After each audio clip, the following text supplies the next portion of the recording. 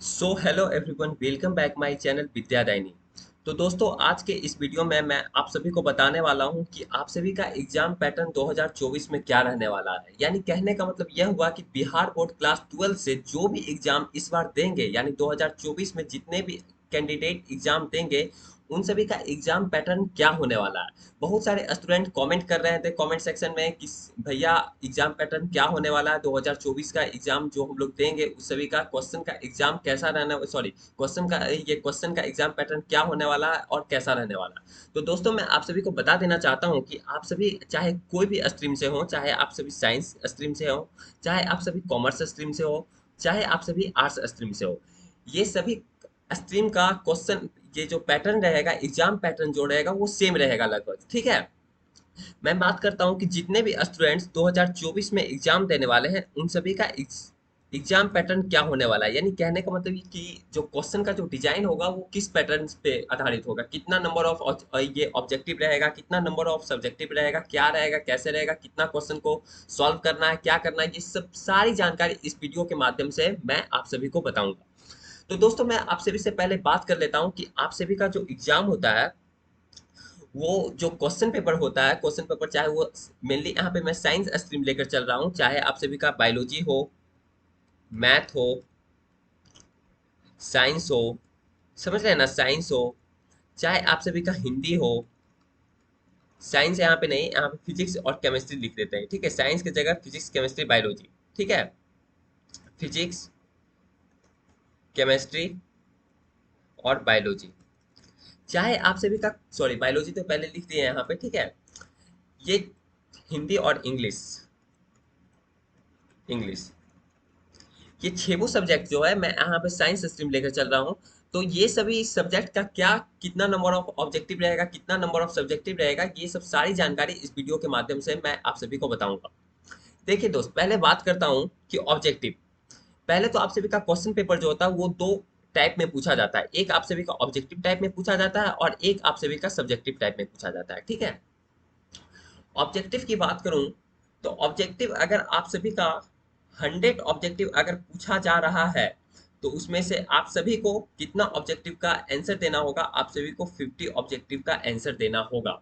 अगर आप सभी से 70 ऑब्जेक्टिव पूछा जा रहा है, तो आप सभी को 35 ऑब्जेक्टिव का आंसर देना होगा। अगर आप सभी से 42 ऑब्जेक्टिव पूछा जा रहा है, तो आप सभी को इसमें भी 35 ऑब्जेक्टिव का आंसर देना होगा। और यहाँ पे भूल गए, अगर आप सभी से 60 ऑब्जेक्टिव पूछा जा रहा है, तो आप सभी को 50 ऑब्जेक्टिव का आंसर देना होगा। कहने का मतलब यह क्या हुआ, आप सब नहीं समझते होंगे। ये कहने का मतलब क्या हुआ कि दोस्तों, अगर आप सभी से 100 ऑब्जेक्टिव पूछा जा रहा है, तो 100 ऑब्जेक्टिव कौन सा सब्जेक्ट में पूछा जाएगा भैया।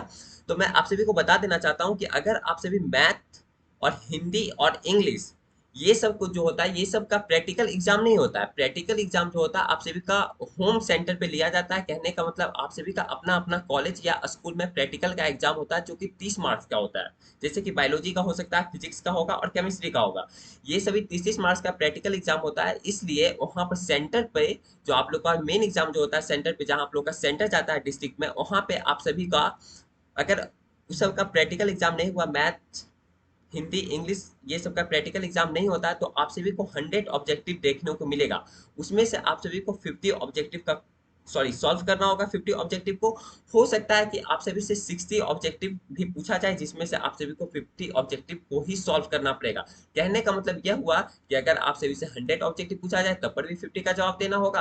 अगर आप सभी से 60 ऑब्जेक्टिव पूछा जाए, तब पर भी आप सभी को 50 ऑब्जेक्टिव का जवाब देना होगा।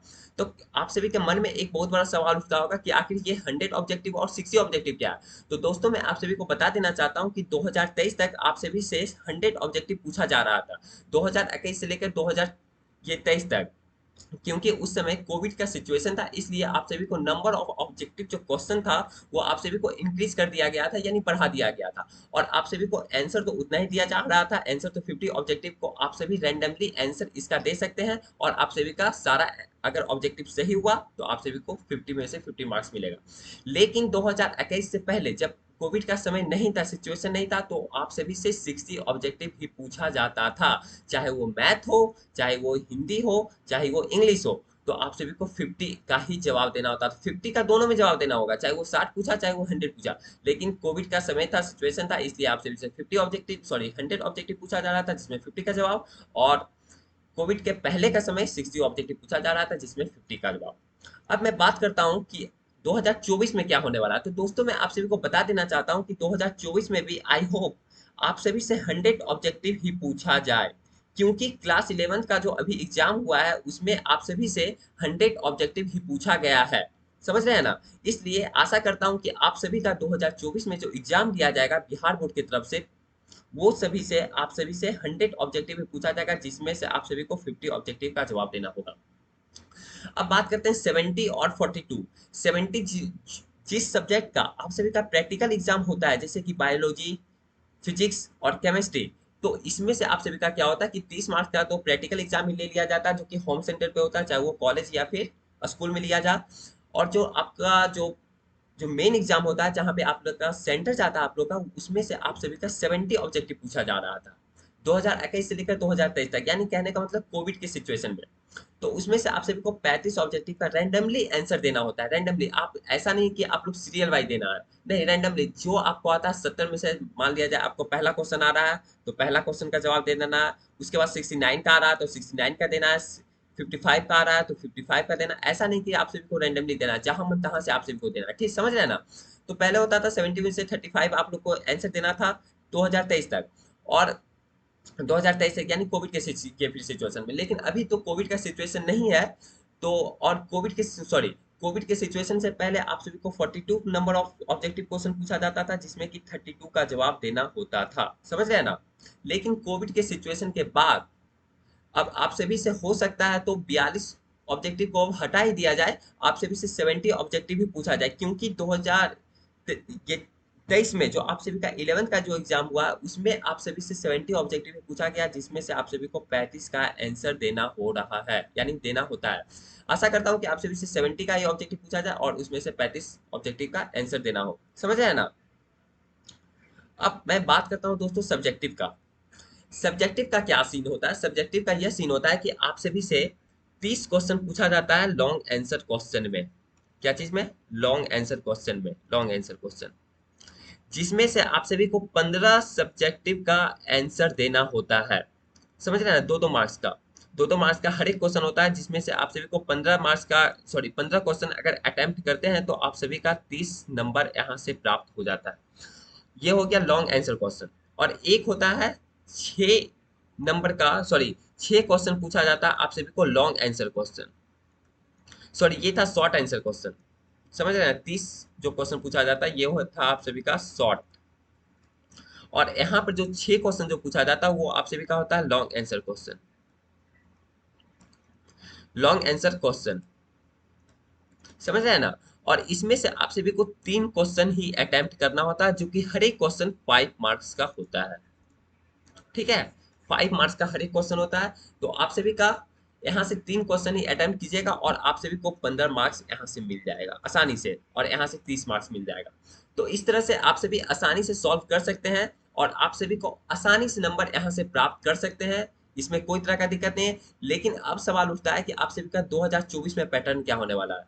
तो दोस्तों मैं आप सभी को बता देना चाहता हूँ कि 2024 का अभी तक कोई भी ऑफिशियल अपडेट निकल कर नहीं आया है कि आप सभी का एग्जाम पैटर्न क्या होने वाला है। ये कब निकल कर आएगा? जब आप सभी का मॉडल पेपर जारी कर दिया जाएगा। ठीक है? मॉडल पेपर जारी कर दिया जाएगा, या फिर आप सभी का जो सेंटअप एग्जाम होता है वो जब तक नहीं लिया जाएगा तब तक ये जानकारी देना नामुमकिन है कि आप सभी का क्वेश्चन, नंबर ऑफ क्वेश्चन कितना रहेगा, चाहे वो ऑब्जेक्टिव हो चाहे वो सब्जेक्टिव हो। समझ रहे हैं ना? तो दोस्तों ये आप सभी का ये हुआ एग्जाम पैटर्न हुआ। अगर आप सभी अभी तक भी पढ़ाई शुरू नहीं किए हैं तो आप सभी ये पढ़ाई शुरू कर सकते हैं। विद्यादायनी एक ऐसा प्लेटफॉर्म है जहाँ पे आप सभी को फ्री ऑफ कॉस्ट यहाँ पे सारा कुछ प्रोवाइड किया जा रहा है।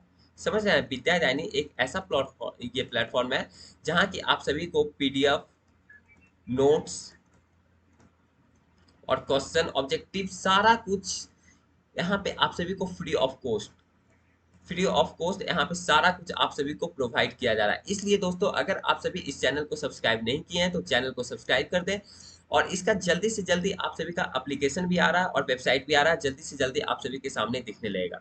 इसलिए दोस्तों यहाँ पे सारा कुछ free of cost, objective subjective 2 number का 5 मार्क्स का सारा कुछ यहाँ पे आप सभी को फ्री ऑफ कॉस्ट यहाँ पे प्रोवाइड किया जा रहा है। इसलिए दोस्तों इस चैनल को सब्सक्राइब कर लें। ऐसा ही आप सभी के साथ वीडियो लाता रहूंगा। तब तक के लिए बाय बाय, टेक केयर।